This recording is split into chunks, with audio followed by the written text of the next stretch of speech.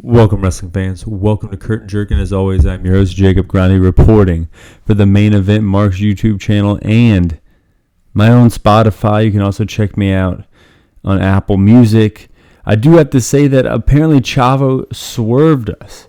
Chavo apparently said, a few things about Rey Mysterio and the legacy of Eddie Guerrero, and apparently he said that, that he was just joking more or less. He does wish that WWE would give him a little bit of money, his family a little bit of money for the LWO thing, but that's neither here nor there. I guess, maybe he was being serious, maybe not. I didn't see the quote. I just read the quote, and sometimes I'm listening to podcasts, and you can tell people are joking around, and then they take the quote out of context, and it blows up. So I might have gotten swept up into something like that, but, Chavo did more or less say that he was joking, and, I feel kind of like I got duped. I feel like I got a little duped in this podcast game. But what can you do? I don't think that I'm going to get duped as a fan come July 15th because Vikingo versus Kenny Omega for Triple Mania is booked. This is the second Triple Mania out of 3 of the year. I reviewed the other one about last week or something like that. Pretty excited about this one. Kenny Omega versus Vikingo. We already saw this match on AEW Dynamite. We were supposed to see this match a few years ago at Triple Mania, but we're going to see it on July 15th, 2023. Sign me up. I'm excited. Apparently, Kota Ibushi said that he was interested in working with a list of opponents, and I'm just going to go over those opponents right now. I think this is pretty interesting, give you my opinions and thoughts on these matches. Kenny Omega, you kind of seen that one before. Hangman Page, okay. Young Bucks, okay. Will Ospreay, okay. Roman Reigns. This would be some shit here, kind of like when AJ Styles first wrestled John Cena or something, a surreal kind of match that you never thought you would see, but are highly interested in if it ever happened. Shinsuke Nakamura, seen it, but okay. Finn Balor, okay. Takeshita, that would be cool. Sami Zayn, I remember their sick little clip of their match they had against each other when they were on opposite ends of the trios match for the Shikara Show King of Trios. I mean, it's burned in my brain to this day. It was so good. AJ Styles, that would be killer. So 5 WWE guys, 5 AEW guys, 1 New Japan guy. I guess, he could go anywhere. Will Ospreay is a sole New Japan guy. Apparently his contract is up next year. I can see him going to WWE. I mean, he's making these, he's more or less complaining about his injuries piling up. 11-year career would be a 12-year career at that point. Ricochet, a guy that he's synonymous with working with, has already made his way to WWE. And if you kind of look at their career trajectory, yeah, of course, Will Ospreay won these world championships, wrestled at Wrestle Kingdom and everything, in the main event. But, Ricochet is probably a little healthier and probably a little bit more loaded than Will Ospreay. I'm sure Ospreay sees that and wants to make a little more money himself. I bet he's going to go to WWE next year.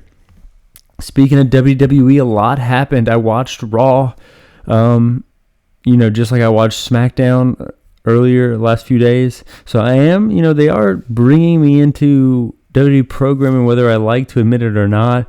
Before Raw was really where the news took place, though. A video surfaced with CM Punk at Raw talking to Tamina. Word on the street is he spoke to The Miz, even spoke to Hunter, and then Vince sent him away, kicked him out. I guess Tamina brought him back there. Meltzer said the feeling in WWE was that CM Punk was there because he wanted back. Whether that's true or not, Meltzer has no idea. I have no idea. Who the fuck knows? What the fuck was he thinking, though? I mean, Ricky Starks went to the Royal Rumble to hang out and to see his friend Cody, and he got heat with that with AEW. People say that Malachi Black and Buddy Murphy have all been seen, by fans taking pictures and things like that. But this is a little different, man. This is the guy who's got tons of heat backstage that you're trying to start a whole new show with, showing up on the other brand. This is just ridiculous. I guess you don't know what you got till it's gone, Punk. You hated WWE. Now it seems like you might hate AEW. I hope this means that there's no Saturday show anymore. I hope they pull the plug on that. Who knows? No word yet on what Tony Khan thinks. But based on how he felt about Ariel Helwani showing up on a WWE show earlier this year, I can see him being a little upset about this. I don't think he's going to take too kindly to one of his biggest stars who fought 3 of his other biggest stars, and they still haven't sorted all that out, showing up on the Enemy's weekly show. Other people are saying that it's not a big deal, but it's hard to think about this not being a big deal. I always thought that CM Punk was difficult, but I mean, this is borderline dumb as fuck. If the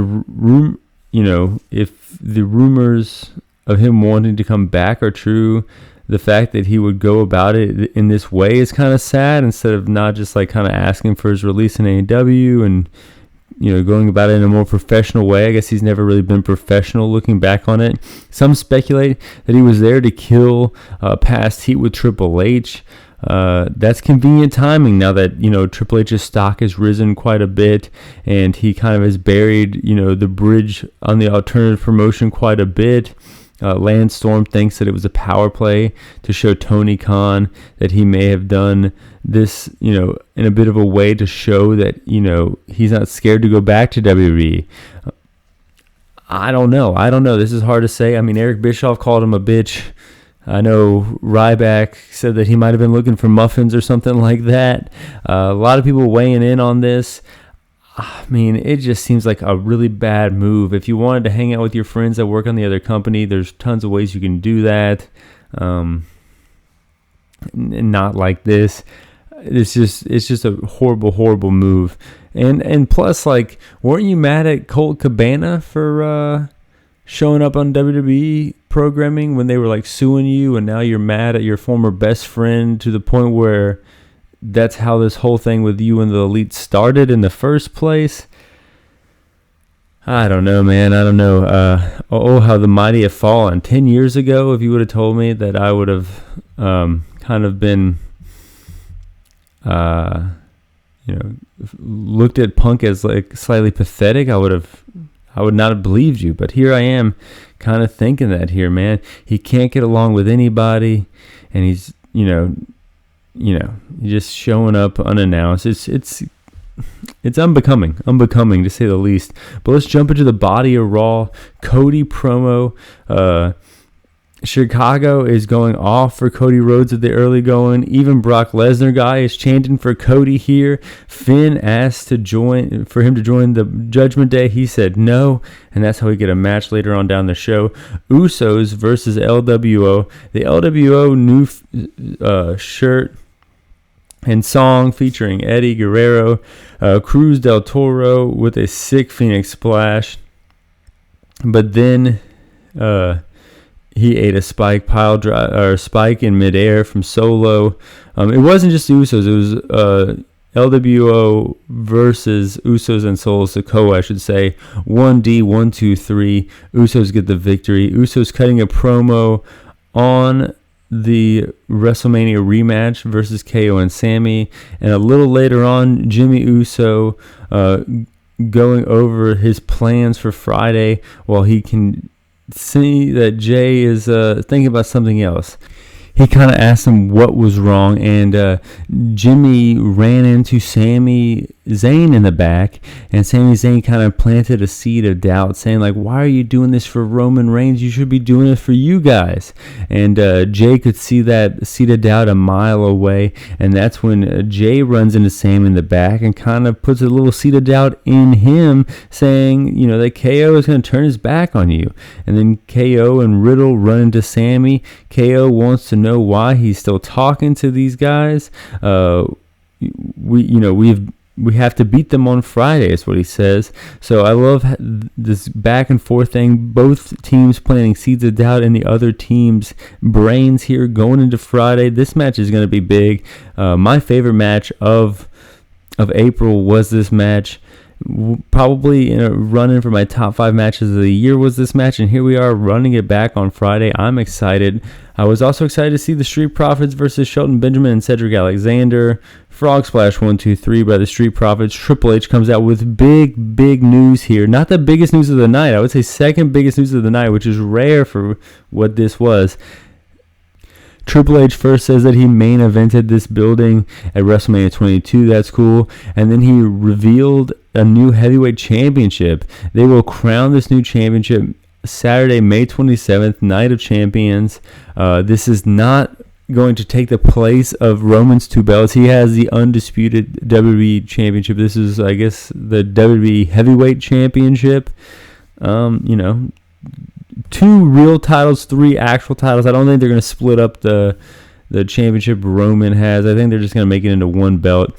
Bronson Reed promo with some highlights. That was kind of cool.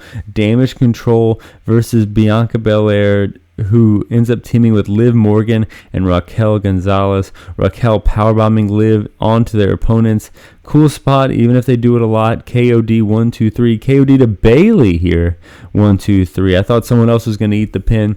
Austin Theory promo. Lashley interrupts. I think they drew on Lashley's eyebrows here. Looked kind of silly, but that's neither here nor there.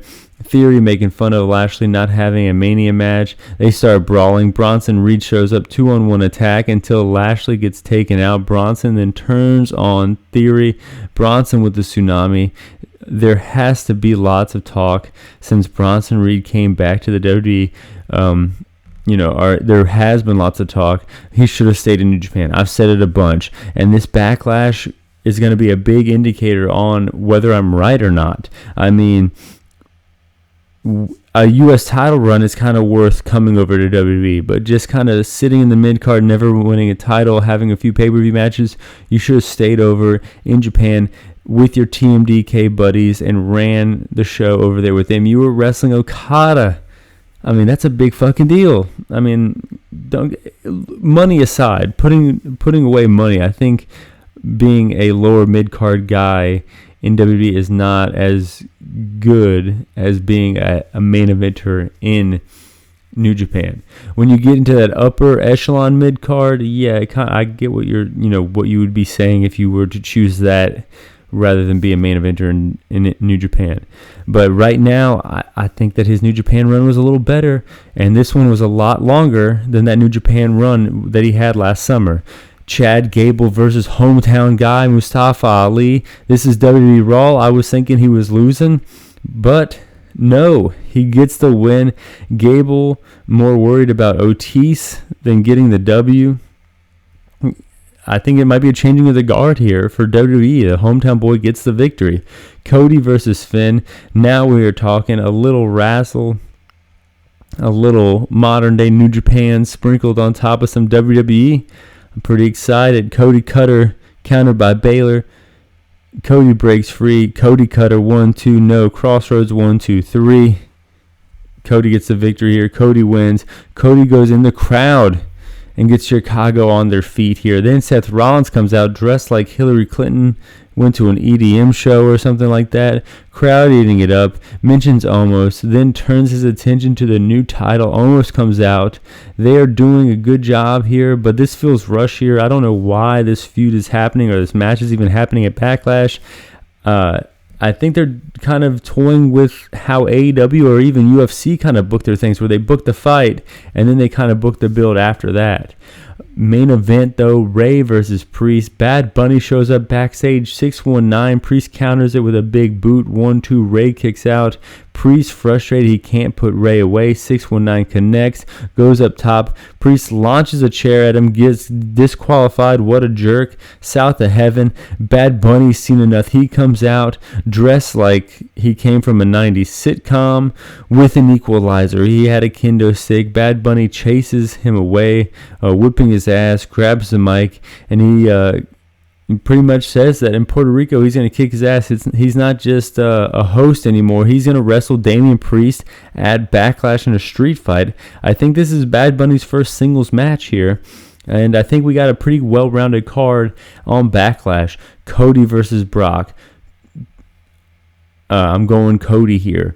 trios tag match. Bloodline is winning, but I think that in this storyline, the who is never as awesome as the why. The how things are going to play out is going to be more interesting here, and I think it's going to have something to do with Riddle kind of maybe betraying the other guys. I'm not sure. Maybe Randy Orton's coming back.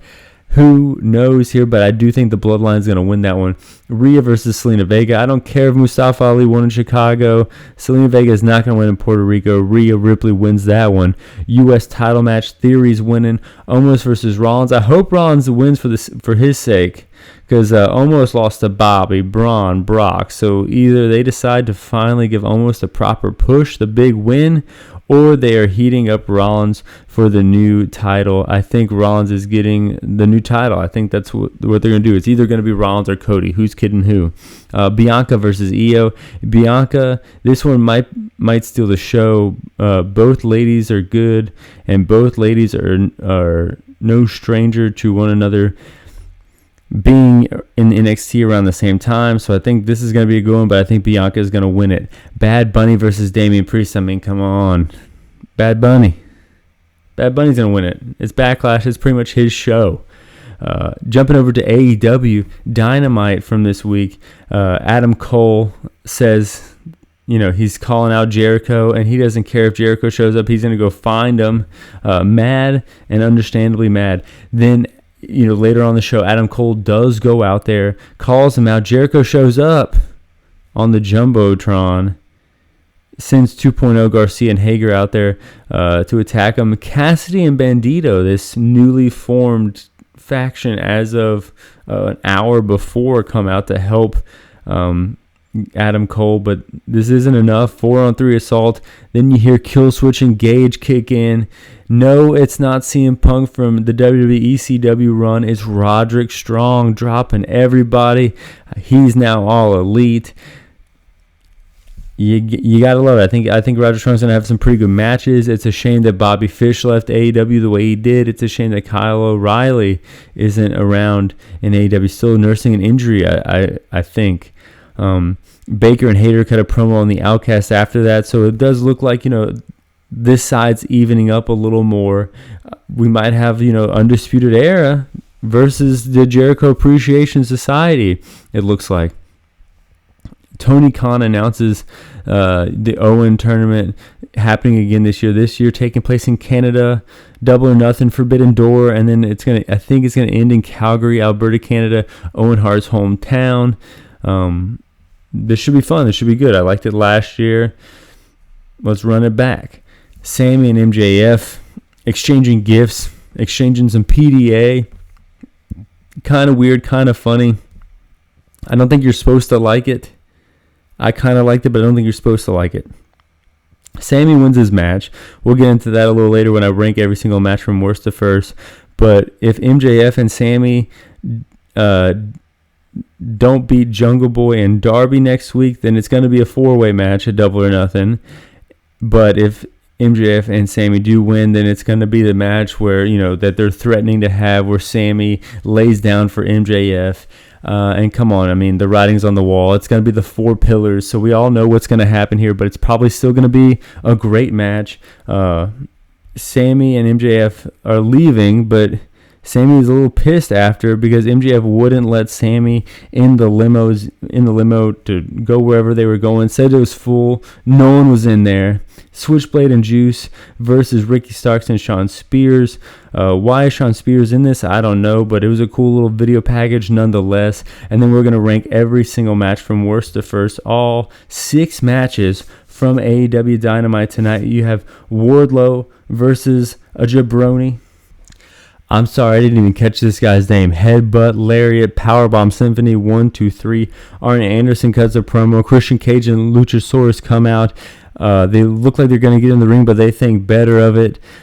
Cage just kind of grabs the turnbuckle and then turns around and leaves. Then you have number 5, Jade versus Taya Valkyrie. This was a good match. Taya can't hit the road to Valhalla or she'll get DQ'd, but she tries anyways, thinks better of it, and then ends up getting rolled up by Jade. Jade stealing one here, but she had her.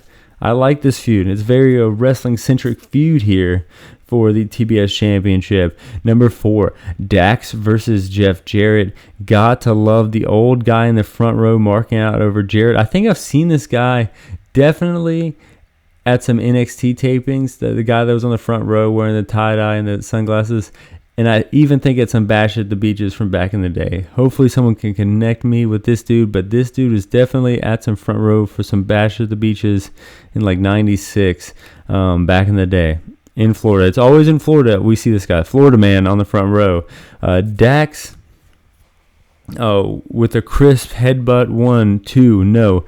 Jarrett cutting Dax off in midair, going for a catapult, 1, 2, no. Sanjay out of nowhere, 1, 2, Dax kicks out, chases Sanjay around, gets in the ring, and then gets hit with the stroke.